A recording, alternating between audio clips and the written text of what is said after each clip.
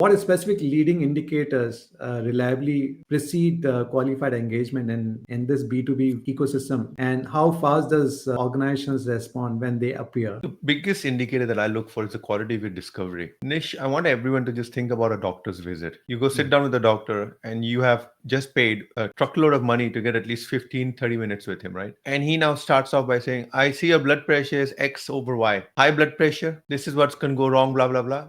Then he moves on and says, I see you're weighing this much. 20 minutes later, he's still stuck on the chart. There is no prognosis, diagnosis of any sorts going on. He's not even asking you, what's your pain? Why are you here?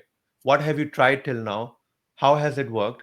Is the pain less or higher when you lie on your side? We haven't even got there yet. So for me, that's a big, big, big ratio that you look for.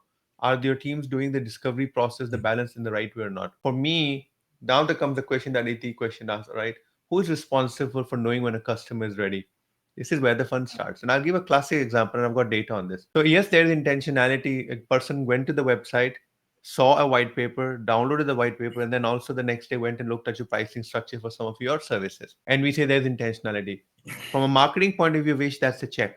But here's the Hmm. reality from a sales point of view. It's intent, but that intent will not convert to pipeline because there's other things that come in, and that's where sales fits in, right? Now the magic is that everyone has got the right answer, but the right answer exists in silos. You now need to get to a point where you start looking at trigger events which are consistent across, that are relevant across.